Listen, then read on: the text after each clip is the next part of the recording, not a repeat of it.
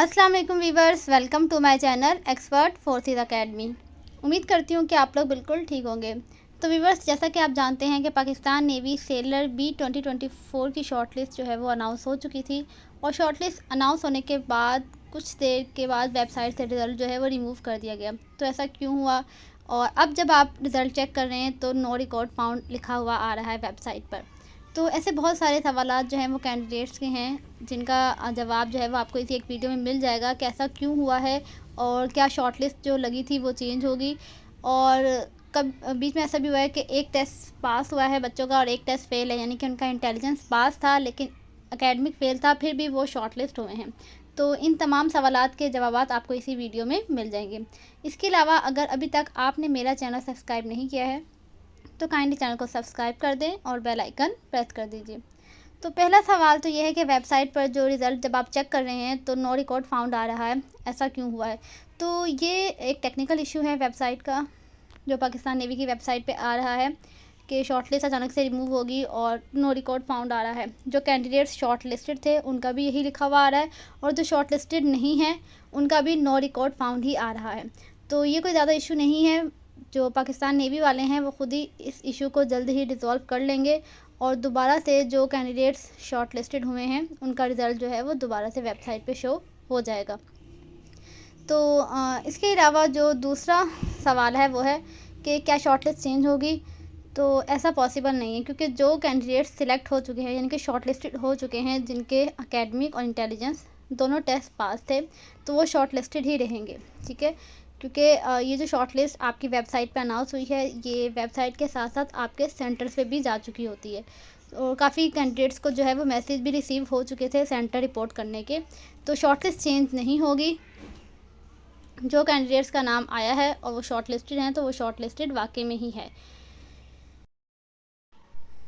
क्योंकि जब आप नेवी की वेबसाइट ओपन करेंगे तो वहाँ क्लियरली ये अनाउंसमेंट शो की गई है कि short listing of PN sailor B 2024 batch is completed, candidates are contact to their respective PNR and SC for further details. यानी कि आप जो है वो अपने सिलेक्शन सेंटर से रब्ता कीजिए कि जिन बच्चों ने रिज़ल्ट चेक कर लिया था और उन्हें नज़र आ गया अपना रिज़ल्ट और जिसमें वो शॉर्ट लिस्टेड थे, उनको मैसेज भी रिसीव हुआ है, और अभी किसी को मैसेज रिसीव नहीं हुआ क्योंकि अभी ईद की ऑफ्स हैं, तो ईद की ऑफ के बाद जो हैं वो दोबारा से कैंडिडेट्स को मैसेज किए जाएंगे।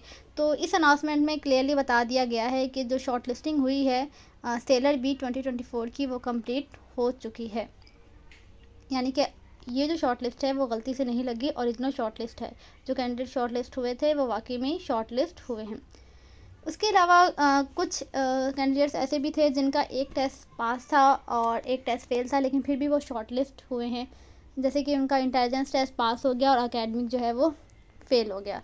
तो ये सिर्फ हर सेंटर में नहीं हुआ, ये सिर्फ कुछ रिस्पेक्टिव सेंटर होते हैं कि जहाँ बच्चों का मेरिट बहुत ज़्यादा लो हो और सीटें जो हैं वो अभी भी बच जाए, यानी कि टेस्ट हार्ड हो, और हो सकता है कि जितनी सीट्स उनको रिक्वायर्ड हो उतने बच्चों ने टेस्ट क्वालिफाई ना किया हो, और इन कैंडिडेट्स का मेरिट जो है वो काफ़ी ज़्यादा हाई हो। यानी इनका जो टेस्ट फेल हुआ है वो हो सकता है कि एकेडमिक में 50% स्कोर करना था, इन्होंने 49% स्कोर किया हो, जिसकी वजह से ज़ाहिर सी बात है कंप्यूटर पे आपका टेस्ट जो है वो फेल कंसीडर हो जाएगा। लेकिन आपका जो इंटेलिजेंस था वो आपने बहुत अच्छा किया है, उसमें आपने काफ़ी सपोज़ करें 90% मार्क्स जो है वो गेट किए हैं। तो इसलिए उन सेंटर्स में जहाँ पे कैंडिडेट्स कम पास हुए हैं और सीट्स ज़्यादा हैं, वहाँ पर ये हुआ है कि एक टेस्ट पास और फिर भी बच्चा जो है वो शॉर्ट लिस्ट हो गया है। तो बहुत ही रेयर केस में ऐसे कैंडिडेट्स जो हैं वो नॉट शॉर्ट लिस्टेड होंगे, जब वेबसाइट जो है वो अपना एरर जो है वो ठीक कर लेगी और रिज़ल्ट दोबारा शो होगा। और क्योंकि ऐसा होता है, जो अभी पिछला 2024 का बैच था उसमें भी बहुत मिनिमम, ठीक है, ज़्यादा कैंडिडेट्स नहीं होते, सिर्फ 4-5 कैंडिडेट्स ही होते हैं जो ऐसे हों और वो शॉर्ट लिस्टेड हुए थे, और अब वो ट्रेनिंग भी कर रहे होंगे। इसके अलावा जो सवाल है कि हमारे दोनों टेस्ट पास थे लेकिन फिर भी हम शॉर्ट लिस्ट नहीं हुए, जबकि एक टेस्ट पास वाले शॉर्ट लिस्ट हो गए हैं। तो वजह मैंने आपको बता दी, ड्यू टू लो मेरिट। अब आप जिस सेंटर से पास हुए हैं दोनों आपके पास हैं, लेकिन उस सेंटर का मेरिट हाई था और आपसे ऊपर मेरिट वाले बच्चे जो है वो उन्होंने शॉर्ट लिस्टेड कर दिए। तो बेशक आपके दोनों टेस्ट पास थे लेकिन आपका मेरिट क्या था, लो था। यानी कि जो आपसे ऊपर मेरिट वाले लोग थे उनको उन्होंने शॉर्ट लिस्ट कर दिया और आपको शॉर्ट लिस्ट नहीं किया। अब कुछ कैंडिडेट्स का ये सवाल है कि क्या जब एरर रिज़ॉल्व हो जाएगा वेबसाइट का तो क्या हम शॉर्ट लिस्ट हो सकते हैं। तो बहुत ही कम चांसेस हैं, रेयर केसेस में ऐसा होता है कि पहले आपका जो वेबसाइट पे रिज़ल्ट है वो नॉट शॉर्ट लिस्टेड शो हो और बाद में जब एरर रिज़ॉल्व हो जाएगा तो आप शॉर्ट लिस्ट हो जाएं। तो ऐसा बहुत कम ही चांस हैं क्योंकि जो रिज़ल्ट फाइनल था वो वेबसाइट पे शो हो चुका है और वही लिस्ट जो है वो आपके सिलेक्शन सेंटर को भेजी गई है। तो बहुत ही कम चांसेस हैं कि ऐसा हो जाए कि आपके पहले जो है वो शॉर्ट लिस्ट नहीं हुए थे और बाद में आपको शॉर्ट लिस्ट कर दिया जाए।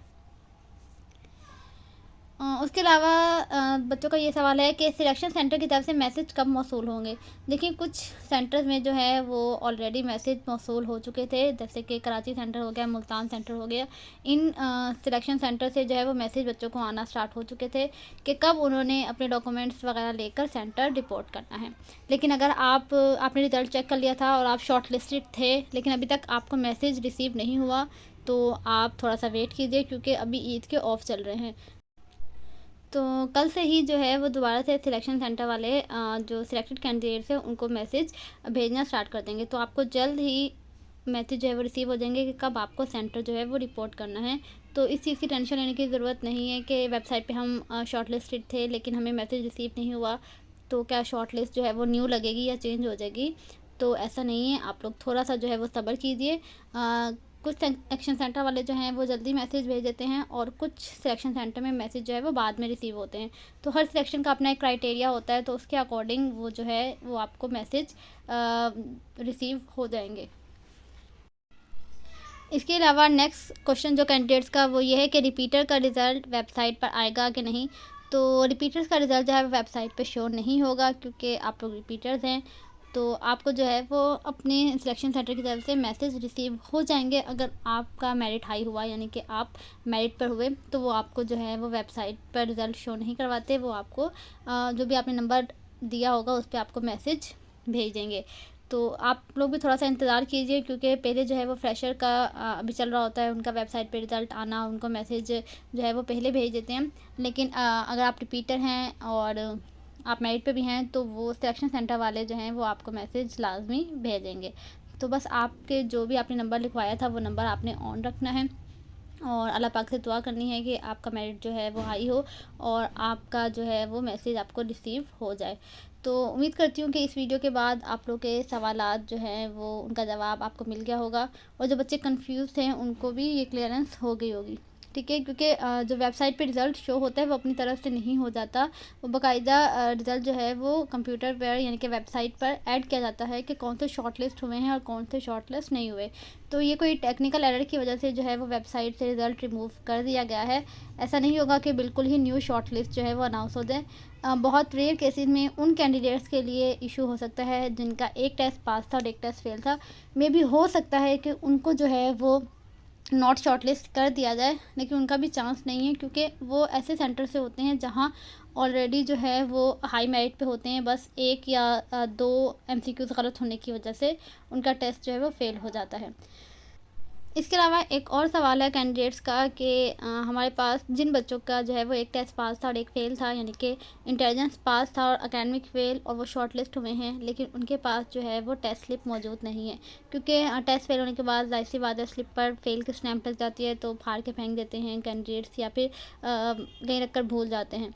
तो आप लोग को टेंशन लेने की ज़रूरत नहीं है क्योंकि जब वेबसाइट का एरर जो है वो रिज़ॉल्व हो जाएगा तो जब आप अपना रिज़ल्ट चेक करेंगे तो वहाँ शॉर्ट लिस्टेड लिखा आएगा।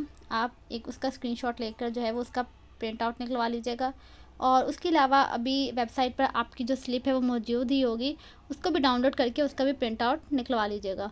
और जिस दिन आपको सेंटर रिपोर्ट करना होगा जब वो ज़ाहिर सी बात है आपसे पूछेंगे कि आपके पास टेस्ट स्लिप नहीं है और टेस्ट स्लिप पे कोई स्टैम्प वगैरह भी मौजूद नहीं है तो तब आप उनको अपना बता दीजिएगा। ठीक है, उसके अलावा आपके पास प्रिंट आउट मौजूद ही होगा शॉर्ट लिस्टेड वाला, वो भी दिखा दीजिएगा। तो ये ऑलरेडी सेंटर वालों को पता होता है कि हमने ऐसे बच्चों को जिनका एक टेस्ट पास था और एक फेल था उनको शॉर्ट लिस्ट किया है, तो वो खुद ही इस मैटर को जो है वो देख लेते हैं। तो उस लिहाज से भी आपको टेंशन लेने की ज़रूरत नहीं है। तो व्यूअर्स उम्मीद करती हूँ कि जो भी आप लोग के सवालात हैं उनका जवाब आपको मिल गया होगा और होप सो वीडियो जो है वो आपके लिए हेल्पफुल रही होगी।